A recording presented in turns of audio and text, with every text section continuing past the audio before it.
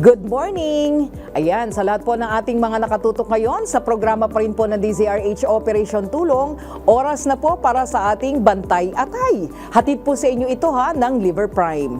Alam nyo ba ng ating atay o liver ay nagtatrabaho 24/7 para po suportahan ang ating pong katawan? At dahil po yan sa stress, puyat at ating pong lifestyle, mahalagang mas maging maingat tayo sa pag-aalaga po nito.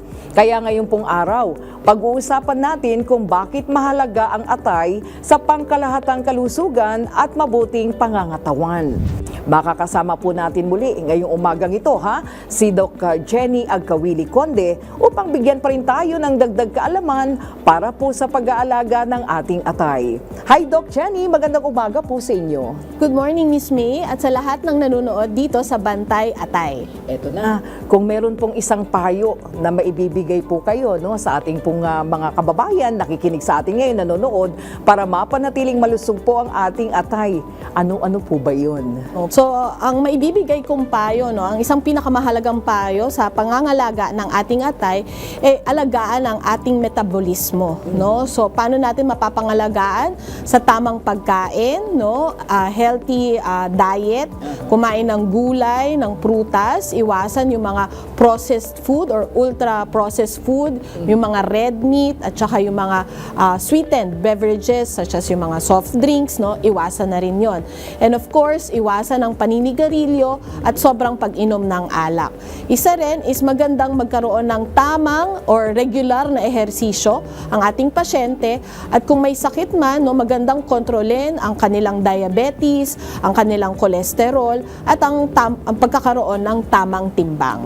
Ayun, nabanggit po ninyo pagka sinabi kasing gulay, kumain ng gulay, alam niyo naman, di po ba dapat pag mas bata, mas aalagaan na kagad yung ating atay?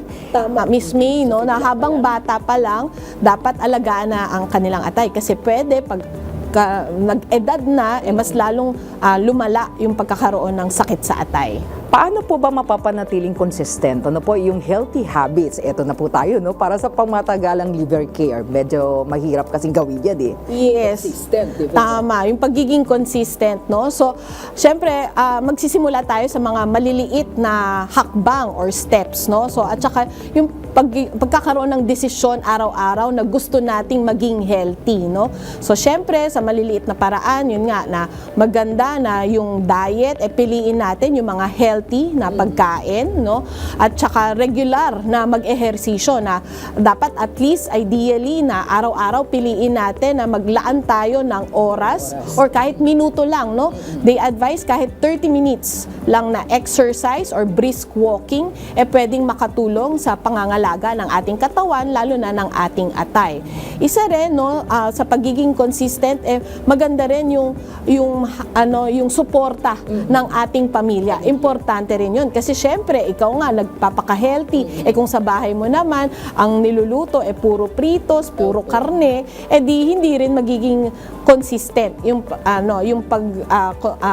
pagkakaroon ng healthy lifestyle. Dapat may nagre-remind, di ba, Doc? Yes, tama. Ayun, dami na naman nating natutunan mula kay Doc Jenny, tungkol po sa wastong pag-aalaga ng ating atay. Tandaan po, ang liver care ay bahagi po ng isang healthy lifestyle. Kasabay pa rin po ng tamang pagkain, sapat na pahinga at regular na paggabay po ng ating doktor. Kaya naman, kung meron po kayong diabetes, high cholesterol, overweight o unhealthy ang lifestyle, panahon na para magbantay atay. Ask your doctor about Liver Prime. Ito ay may silibin, phosphatidylcholine, powered by Phytosome technology na may hanggang 4 times better absorption para mas epektibong makatulong sa pagprotekta po ng atay. Meron din itong multivitamins at zinc para sa dagdag na suporta sa liver health. Visit the Liver Prime Facebook page for liver health tips, early risk assessment at tamang gabay sa pagprotekta po ng ating atay. Sabay tayo magbantay atay. Get Liver Prime 120 mg at SRP 42 pesos 40 centavos or Liver Prime HD 240 mg at SRP 70 pesos 50 centavos at leading drugstores nationwide. Ask your pharmacist today.